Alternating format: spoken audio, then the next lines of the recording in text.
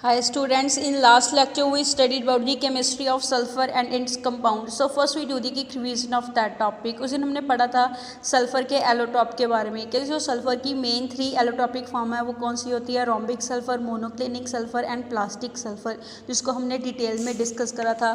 Also इनके structure के बारे में पढ़ा था, इनकी प्रॉपर्टीज़ के बारे में पढ़ा था।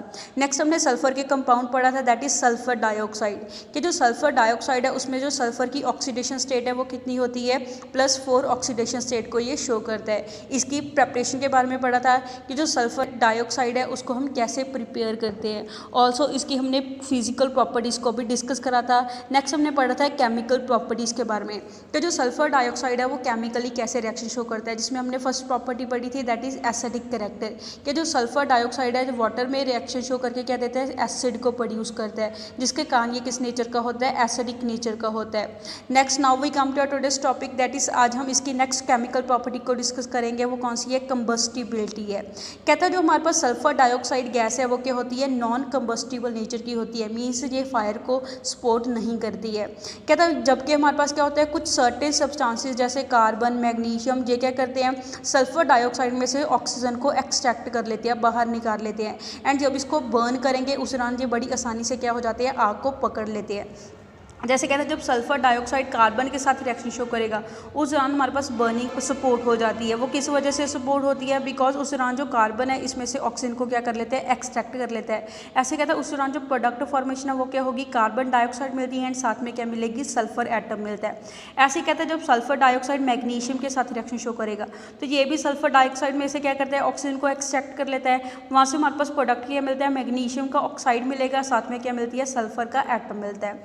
नेक्स्ट हम पढ़ेंगे कॉम्बिनेशन विद ऑक्सीजन कि जब सल्फर डाइऑक्साइड ऑक्सीजन के साथ कैसे कंबाइन होगी। कहते हैं जो सल्फर डाइऑक्साइड है वो ऑक्सीजन के साथ रिएक्शन शो करेगी जब हम उसको हीट करते हैं, उस दौरान हमारे पास फॉर्मेशन क्या होती है, सल्फर ट्राइऑक्साइड की फॉर्मेशन होती है। जैसे यहाँ पे आपको इसकी रिएक्शन शो करी दी है। कहते हैं यहाँ पे इस रिएक्शन के अंदर क्या होता है, ये रिएक्शन रिवर्सिबल नेचर की होती है, ये फॉरवर्ड एंड बैकवर्ड दोनों रिएक्शन में चल सकती है, बट इस रिएक्शन की स्पीड क्या होती है, स्लो स्पीड होती है।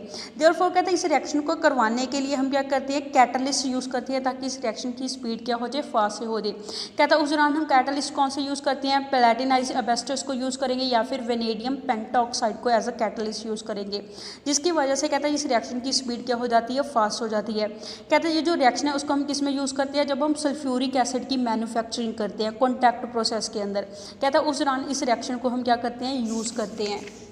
नेक्स्ट प्रॉपर्टी हमारे पास कॉम्बिनेशन विद हैलोजेंस। कहता है जो सल्फर डाइऑक्साइड है वो हैलोजन के साथ कैसे कंबाइन होता है।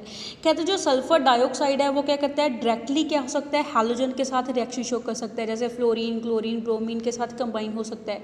जैसे कहते हैं जब हमारे पास सल्फर डाइऑक्साइड फ्लोरीन के साथ कंबाइन होगा उस दौरान हमारे पास प्रोडक्ट क्या बनता है, सल्फ्यूरिक फ्लोराइड बनता है। ऐसे कहता है जब ये क्लोरीन के साथ रिएक्शन शो करेगा उस दौरान सल्फ्यूरिक का क्लोराइड बनता है। ऐसे कहता है जब ये ब्रोमीन के साथ रिएक्शन शो करेगा उस दौरान सल्फ्यूरिक का ब्रोमाइड बनता है। फॉर एग्जांपल जैसे कहते हैं जो सल्फर डाइऑक्साइड है वो किसके साथ कंबाइन हो रहा है, क्लोरीन के साथ कंबाइन हो रहा है in the presence of charcoal. कहता है यहाँ पे चारकोल किसका काम कर रहा है, एज अ कैटलिस्ट का काम कर रहा है। उस दौरान हमारे पास जो प्रोडक्ट है वो क्या मिलता है, सल्फ्यूरिल का क्लोराइड मिलता है, जिसका फॉर्मूला क्या होता है, SO2Cl2 होता है। नेक्स्ट हमारे पास रिएक्शन है that is combination with hydrogen sulphide. कहता है हमारे पास जो सल्फर डाइऑक्साइड है वो हाइड्रोजन सल्फाइड के साथ कैसे रिएक्शन शो करेगी। कहता है जो सल्फर डाइऑक्साइड है वो क्या करता है, हाइड्रोजन सल्फाइड के साथ रिएक्शन शो करेगा। उस दौरान हमारे पास क्या होती है, ये दोनों गैसेज है आपस में एक दूसरे के कॉन्टैक्ट में आ जाती है। कहता है उस दौरान हमारे पास क्या होती है, वाटर प्रोड्यूस होता है एंड साथ में क्या होता है, सल्फर का एटम मिलता है। देयरफॉर कहता है ये किस तरीके से बिहेव करता है, as a mild oxidising agent की तरह क्या करेगा, बिहेव करेगा। माइल्ड मीन्स कहता है यहाँ पे ये स्ट्रॉन्ग ऑक्सीडाइजिंग एजेंट की तरह बिहेव नहीं करता है। कहता है उसके बाद क्या होता है, एज अ रिड्यूसिंग एजेंट भी क्या करता है, बिहेव करता है। कहता है जो सल्फर का डाइऑक्साइड है फेयरली क्या होता है, स्ट्रॉन्ग और रिड्यूसिंग एजेंट की तरह बिहेव करा है नमी की प्रेजेंस के अंदर। कहता है मॉइस्चर की प्रेजेंस के अंदर ये स्ट्रॉन्गली रिड्यूसिंग एजेंट की तरह क्या करेगा, बिहेव करेगा। जैसे हमारे पास यहाँ पे रिएक्शन शो करी हुई है। फर्स्ट कहता है ये क्या करता है, पोटाशियम डाइक्रोमेट को रिड्यूस करके किस में कन्वर्ट कर देता है, क्रोमियम के सल्फेट में कन्वर्ट कर देता है। जैसे इसकी रिएक्शन यहाँ पे आपको मॉलिक्यूलर फॉर्म में ऊपर शो करी हुई है। कहता है जो हमारे पास क्या होता है, पोटाशियम डाइक्रोमेट एसिड की प्रेजेंस में सल्फर डाइऑक्साइड के साथ रिएक्शन शो करेगा। उस दौरान हमारे पास प्रोडक्ट क्या मिलेगा, पोटाशियम पोटाशियम सल्फेट मिलता है, साथ में क्या मिलेगा, क्रोमियम सल्फेट मिलेगा एंड साथ में वाटर मिलता है। कहता है यहाँ पे हमारे पास क्या हो गया है, पोटाशियम डाइक्रोमेट को इसको किसने रिड्यूस कर दिया है, क्रोमियम के सल्फेट में रिड्यूस कर दिया है। ऐसे कहता है पोटाशियम परमैंगनेट को किस में रिड्यूस कर देता है, मैग्नीज के सल्फेट में रिड्यूस कर देता है। ये ऊपर वाली हमारे पास मॉलिक्यूलर वाली रिएक्शन आपको गिवन दे रखी है, नीचे वाली आयनिक फॉर्म में रिएक्शन आपको गिवन दे रखी है। देयरफॉर ये क्या करता है, डीकलराइज कर देता है pink violet colour of acidified potassium permanganate. कहता है हमारे पास क्या होगा, जो पोटाशियम परमैंगनेट है उसका कलर क्या होता है, हमारे पास पिंक वायलेट कलर होता है। कहता है जब इसकी रिड्यूसिंग हो जाती है, जब ये सल्फर डाइऑक्साइड उसको रिड्यूस कर देगा, उस दौरान उसका जो पिंक वायलेट कलर है वो क्या हो जाएगा, रिमूव हो जाएगा। जिसके कारण कहता है ये रिएक्शन है उसको हम एज अ टेस्ट भी क्या कर सकते हैं, यूज़ कर सकते हैं चेक करने के लिए। नेक्स्ट इज हमारे पास ये क्या करता है, पोटाशियम आयोडेट को रिड्यूस करके किस में कन्वर्ट कर देता है, आयोडीन में कन्वर्ट कर देता है। जैसे इसकी आपको रिएक्शन शो करी हुई है, पोटाशियम आयोडेट को सल्फर डाइऑक्साइड मॉइस्चर की प्रेजेंस में रिएक्शन शो करेगा, उस दौरान उसको किस में कन्वर्ट कर देगा, आयोडीन में रिड्यूस कर देगा। ऐसे कहता है हैलोजेंस को किस में रिड्यूस कर देता है, हैलाइड आयंस में रिड्यूस कर देता है। फेरिक सल्फेट को फेरस के सल्फेट में रिड्यूस कर देता है। लेड डाइऑक्साइड को लेड सल्फेट में रिड्यूस कर देता है। सोडियम परऑक्साइड को सोडियम सल्फेट में रिड्यूस कर देता है। Next is bleaching action. कहता है जो सल्फर डाइऑक्साइड है वो ब्लीचिंग एक्शन कैसे करता है, जैसे कहता है मॉइस्चर की प्रेजेंस में, नमी की प्रेजेंस में जो सल्फर डाइऑक्साइड है वो एज अ ब्लीचिंग एजेंट की तरह बिहेव करेगा। बिकॉज उस दौरान ये क्या करता है, प्रोडक्ट क्या देगा, एक तो सल्फ्यूरिक एसिड देगा, साथ में क्या देता है, नेसेंट हाइड्रोजन दे देता है। कहता है यहाँ पे जो नेसेंट हाइड्रोजन है वो क्या करता है, वेजिटेबल कलरिंग मैटर को किस में कन्वर्ट कर देता है, कलरलेस मैटर में कन्वर्ट कर देता है। जैसे यहाँ पे इसकी रिएक्शन शो करी हुई है कि कलरिंग मैटर के साथ जब नेसेंट हाइड्रोजन रिएक्शन शो करता है उसको कलरलेस मैटर में कन्वर्ट कर देगा। कहता है बट ये जो हमारे पास इसका ब्लीचिंग एक्शन है वो क्या होता है, टेम्पररी ब्लीचिंग एक्शन होता है। बिकॉज कहता है जब इसको हम किस में रखते हैं, हवा के अंदर रखते हैं, उस दौरान ये क्या होगा, दोबारा कलरलेस से किस में कन्वर्ट हो जाता है, कलरिंग मैटर में कन्वर्ट हो जाएगा। बिकॉज उस दौरान ये क्या यूज़ करता है, एटमॉस्फेरिक ऑक्सीजन को यूज़ करके दोबारा क्या हो जाएगा, अपने कलर को दोबारा रीगेन कर लेता है। एज ए रिजल्ट कहता है जो ब्लीचिंग एक्शन है सल्फर डाइऑक्साइड का वो टेम्पररी प्रोसेस होता है। Next is structure. Sulphur dioxide के स्ट्रक्चर को हमने पीछे डिस्कस करा हुआ है, दैट इज़ डाइऑक्साइड के अंदर जब हमने डाइऑक्साइड के बारे में पढ़ा था वहाँ पे हमने इसके स्ट्रक्चर को डिस्कस करा था। नेक्स्ट हम पढ़ेंगे यूज़ के बारे में कि जो सल्फर डाइऑक्साइड है वो यूज़ कहाँ पे होता है। कहते हैं जो सल्फर डाइऑक्साइड है वो हम यूज़ करते हैं मैन्युफैक्चर ऑफ इंपॉर्टेंट केमिकल्स, काफ़ी सारे इंपॉर्टेंट केमिकल्स को बनाने के लिए यूज़ करते हैं, जैसे sulphuric acid, sodium hydrogen sulphide, calcium hydrogen sulphide, इनको बनाने के लिए हम यूज़ करते हैं। कहते हैं जो बाइसल्फाइड्स होते हैं उसको हम ऑल्सो यूज़ करते हैं as a preservative, means jams में, अचार में, जेलीज में, स्क्वैश में उसको प्रिजर्व करने के लिए ताकि वो ख़राब ना हो सके, उसके लिए हम क्या यूज़ करते हैं, सल्फर के बाइसल्फाइड को यूज़ करते हैं। नेक्स्ट इज कहता है ऑल्सो इसको हम किस में यूज़ करते हैं, पेट्रोलियम या शुगर को रिफाइन करने के लिए यूज़ करते हैं। एज अ ब्लीचिंग एजेंट भी हम यूज़ करते हैं, जैसे कहता है डेलिकेट आर्टिकल्स हो गए जैसे वूल्स के, सिल्क, स्ट्रॉ, इनको हमें ब्लीच करना हो तो उसके लिए भी हम क्या यूज़ करेंगे, सल्फर डाइऑक्साइड को यूज़ करेंगे। नेक्स्ट इज ये एज अ डिसइंफेक्टेंट भी काम कर सकता है, एज अ जर्मीसाइड भी इसको हम क्या कर सकते हैं, यूज़ कर सकते हैं। कहता है ऑल्सो उसको हम कैसे यूज़ करते हैं, as a antichlor use करते हैं। बिकॉज कहता है ये किस में काम आता है, क्लोरीन को रिमूव करने के लिए काम आता है। कहता है जो ज़्यादा मात्रा में क्लोरीन होती है उसको रिमूव करने के लिए यूज़ करते हैं हम जो ब्लीच्ड आर्टिकल्स होते हैं उसमें से। कहते हैं जो लिक्विड सल्फर डाइऑक्साइड है उसको एज अ सॉल्वेंट यूज़ करेंगे, उसमें number of organic and inorganic chemicals उसमें क्या हो जाते हैं, सॉल्युबल हो जाते हैं, जिसके कारण लिक्विड सल्फर डाइऑक्साइड को एज अ सॉल्वेंट हम यूज़ करेंगे। नेक्स्ट इज कहते हैं जो लिक्विड सल्फर डाइऑक्साइड है उसको हम एज अ प्रेजर्वेटिव भी यूज़ कर सकते हैं ताकि हमारा जो सामान है वो ख़राब ना हो। कहते हैं जो लिक्विड सल्फर डाइऑक्साइड है ऑल्सो उसको हम रेफ्रिजरेंट में भी यूज़ एज ए रेफ्रिजरेंट भी यूज़ करते हैं। बिकॉज कहता है ये लिक्विफाई भी हो सकती है, ऑल्सो ये रिवेपोरेट भी हो सकती है आसानी के साथ। Next is oxo acid. कहते हैं जो सल्फर, सेलेनियम, टेलुरियम है ये क्या करते हैं, वेराइटी ऑफ ऑक्सो एसिड बनाते हैं। इनमें से कहता है जो हमारे पास ऑक्सो एसिड होते हैं सल्फर के वो ज़्यादा होते हैं नोन, कहता है उनकी ज़्यादा इंपॉर्टेंट यूजेस होती हैं सेलेनियम एंड टेलुरियम के कंपैरेटिवली। सिर्फ आपके सिलेबस में स्ट्रक्चर्स ही हैं, आपको इसके सिर्फ स्ट्रक्चर ही करने हैं जो आपको टेबल नंबर 15 में गिवन दे रखे हैं, जिसमें आपको जो number of oxo acid given दे रखे हैं, जिसमें आपको सल्फर की oxidation state different oxidate state के अंदर वो कौन से ऑक्सो एसिड बनाता है, ऑल्सो इनके स्ट्रक्चर को आपने लर्न करना है। इसके अलावा इसकी जो प्रेपरेशन है वो आपके सिलेबस में नहीं है। Next is sulphuric acid. कहते हैं सल्फ्यूरिक एसिड हमारे पास अनदर एक कंपाउंड है सल्फ़र का, जिसकी आपने सिर्फ प्रॉपर्टीज़ करनी है या यूजेस करनी है। इसकी मैन्युफैक्चरिंग आपके सिलेबस में कट होगी है। तो नेक्स्ट हम डिस्कस करेंगे प्रॉपर्टीज़। कहते हैं अब हम डिस्कस करेंगे सल्फ्यूरिक एसिड की कौन सी प्रॉपर्टीज़ होती है। कहते हैं जो सल्फ्यूरिक एसिड है उसकी फिजिकल प्रॉपर्टी कौन सी होगी। कहते हैं जो प्योर सल्फ्यूरिक एसिड है वो क्या होता है, कलरलेस होता है, ऑल्सो वो डेंस होता है, संघना होता है, विस्कस गाढ़ा लिक्विड होता है, जिसकी स्पेसिफिक ग्रेविटी 1.84 होती है 298 केल्विन टेम्परेचर के ऊपर। इसको हम क्या बोलते हैं, ऑयल ऑफ विट्रोल बोलते हैं। कहते हैं ये फ्रीज हो जाता है 283 केल्विन टेम्परेचर के ऊपर एंड 611 केल्विन टेम्परेचर के ऊपर इसकी क्या हो जाती है, बॉइलिंग होनी शुरू हो जाती है। कहते हैं इसका बॉइलिंग पॉइंट हाई है एंड इसकी जो विस्कोसिटी होती है सल्फ्यूरिक एसिड की, मीन्स इसका जो गाढ़ापन होता है, वहाँ से हमें क्या चीज़ पता चलती है कि ये क्या है, एसोसिएटेड मॉलिक्यूल है, बिकॉज उसमें नंबर ऑफ मॉलिक्यूल्स आपस में क्या होते हैं, जुड़े हुए होते हैं, बिकॉज उसमें क्या हो जाती है, हाइड्रोजन बॉन्डिंग होती है। हाइड्रोजन बॉन्डिंग की वजह से इसमें जो मॉलिक्यूल्स है आपस में क्या हो जाएंगे, कंबाइन हो जाएंगे, जिसके कारण इसका क्या होता है, गाढ़ापन होता है, हाईली विस्कस होता है, इसका बॉइलिंग पॉइंट भी क्या होगा, हाई होगा। जैसे आपको यहाँ पे शो करी हुई है, दैट इज कहता है एक सल्फर के मॉलिक्यूल का ऑक्सीजन दूसरे के OH के साथ क्या कर लेता है, हाइड्रोजन बॉन्डिंग बना लेगा। जैसे OH में से हाइड्रोजन एंड दूसरे का डबल बॉन्ड वाला ऑक्सीजन आपस में हाइड्रोजन बॉन्डिंग को शो करता है, जिसके कारण ये मॉलिक्यूल्स एसोसिएटेड फॉर्म में एग्जिस्ट करते हैं।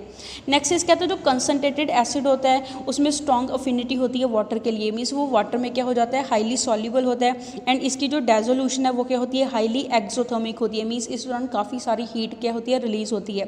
कहता है इसमें से काफ़ी सारी लार्ज अमाउंट ऑफ हीट क्या होती है, इवॉल्व होती है।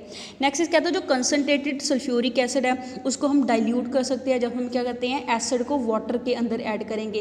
कहते हैं कभी भी वाटर को एसिड के अंदर ऐड नहीं करना चाहिए, हमेशा क्या करना चाहिए, एसिड को वाटर के अंदर ऐड करना चाहिए। बिकॉज कहते हैं जब हम क्या करते हैं, वाटर को एसिड के अंदर ऐड करते हैं उस दौरान काफ़ी सारी हीट क्या होती है, रिलीज होती है। एज ए रिजल्ट कहता है हमारे पास क्या होता है, जो मिक्सचर है वो क्या हो जाता है, स्पिल आउट होकर हमारे कपड़ों के ऊपर गिर जाता है, हमारे कपड़े बर्न हो जाते हैं। ऑल्सो कहता है इससे क्या हो जाता है, काफ़ी सारा नुकसान भी पहुँचता है।